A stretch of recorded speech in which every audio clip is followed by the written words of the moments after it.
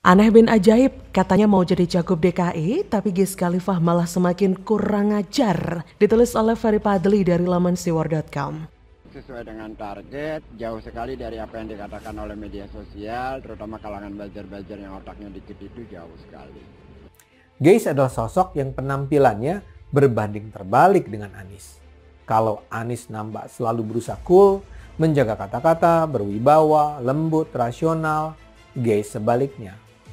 Kalau bicara dia seperti preman yang tak tahu tata krama, kasar, artikulasinya kacau, dan bahkan sering berkesan tak berlogika. Wiz Khalifa ini adalah pendukung militannya Anies Baswedan. Ya betul, dia juga diangkat jadi komisaris PT Pembangunan Jaya Ancol. Komisaris coy. Itu yang ngurus Pantai Ancol lah kira-kira, Dufan dan seterusnya itulah. Dia jadi komisaris sejak Anies jadi gubernur tahun 2018 mungkin ya. Dan kabarnya dia meninggalkan Ancol, dia mundur dari Ancol. Dia udah nggak mau lagi jadi komisaris. Nggak mau lagi, tapi dia meninggalkan Ancol dalam keadaan rugi lebih dari 1 triliun. Selain nama bakal capres, nama-nama yang potensial menjadi cagup DKI juga turut menjadi sorotan. Pertanyaannya, kenapa demikian? Karena jabatan gubernur DKI merupakan jabatan yang paling prestisius dibandingkan dengan kepala daerah lainnya. Ya perhatikan saja, siapa gubernur yang paling disorot media? Gubernur DKI. Gubernur mana yang mengelola APBD terbesar di Indonesia? Gubernur DKI. Pada 2023 ini saja APBD Jakarta mencapai 83,7 triliun rupiah. Dan gubernur mana yang bisa menunjuk serta mengganti wali kota sendiri? Ya cuma gubernur DKI. Terakhir, mantan gubernur mana yang berhasil terpilih menjadi presiden? Lagi-lagi, hanya mantan gubernur DKI, yaitu Joko Widodo. Dan sekarang ada juga mantan gubernur Jakarta yang digadang-gadang bakal jadi capres 2024, yaitu Anies Baswedan. Jadi bisa dibilang terpilih sebagai gubernur DKI Jakarta bisa menjadi batu loncatan yang efektif untuk mendapat kekuasaan yang lebih tinggi.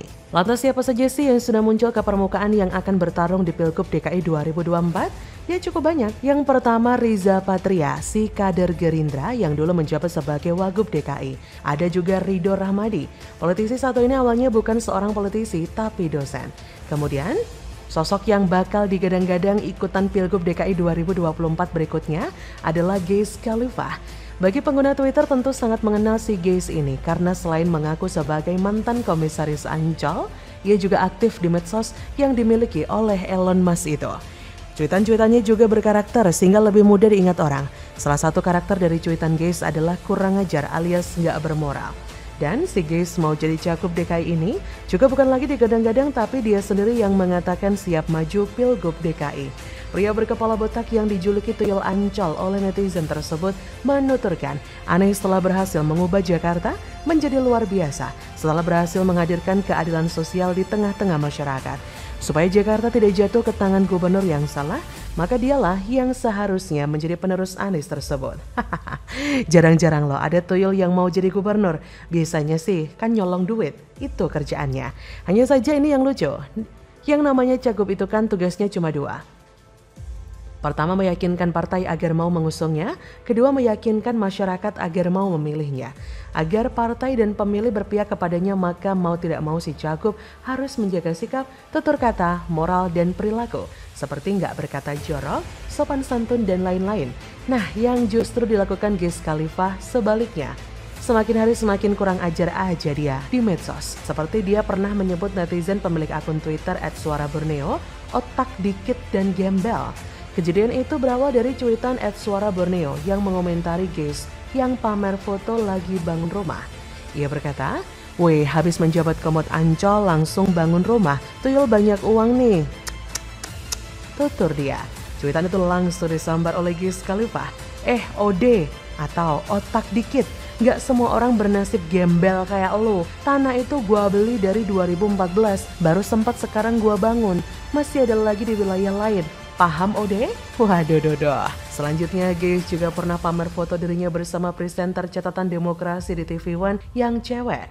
Lalu foto itu dikomentari akun Twitter @jokam09. Situ merasa berkah, yang cewek di sebelahnya merasa musibah. Langsung dibalas Wiz Khalifa dengan caci maki. Tolol, yang lain gua tulis, lain yang dikomentari, Ode mang. Termasuk Grace Natalie juga pernah dikatain Odelo oleh buzzer Anies tersebut. Aduh, nggak kebayang ya kalau Om Geis ini jadi gubernur Jakarta beneran. Ya sibuk maki-maki orang di Twitter. Sementara di sisi lain, tuyul semakin banyak yang berkeliaran menggerogoti APBD Jakarta nantinya. Amit-amit deh. Bagaimana menurut Anda?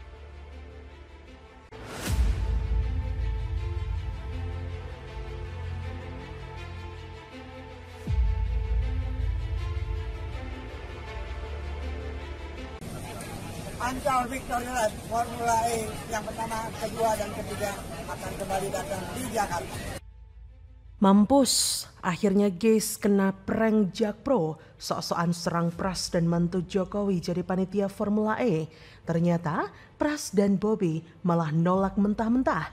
Geis emang banyak bacot. Acara Formula E sudah selesai, sudah finish, tuntas, dan hari ini saya ingin memberikan selamat kepada Budi Arianto sebagai Direktur Taman Impian Jaya Ancol, Bapak Edi Prasetyo. Pak Budi, selamat atas kesuksesannya Pak Edi.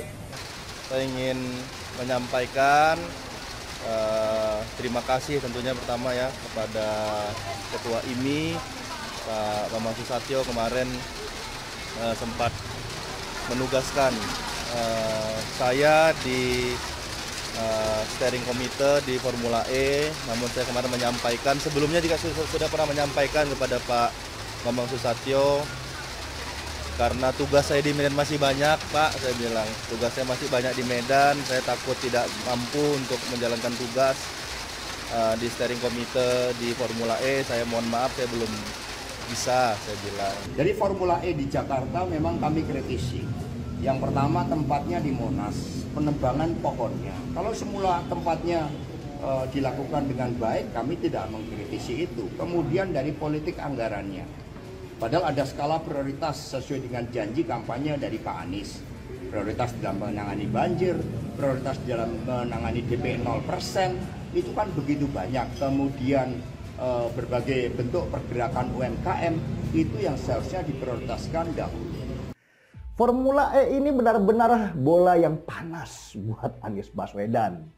Kalau pada akhirnya KPK bisa mendapatkan tersangka dalam pembayaran komitmen fee yang dianggap mahal itu, Anies Baswedan bisa ikut terseret karena dianggap mengetahui dan menyetujui pembayaran komitmen fee itu. Dan kalau Anies akhirnya jadi tersangka, maka buyar jugalah mimpi SP dan JK untuk mengusung anak emasnya di Pilpres nanti.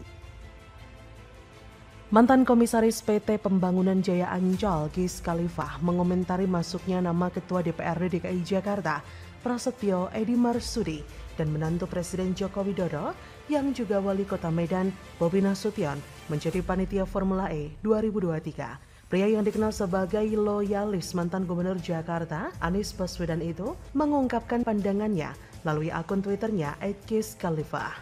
Ia menuliskan seperti dikutip Kamis 2 Maret 2023, dengan segala cara mereka mengganjal Formula E Jakarta agar gagal. Namun Formula E berlangsung sukses besar. Lalu kini mereka, sudahlah. Wah, paham kaum pecundang OD di mana-mana memang selalu seperti itu. Buzzer RPOD kini ganti haluan, dibayar buat sukseskan Formula E.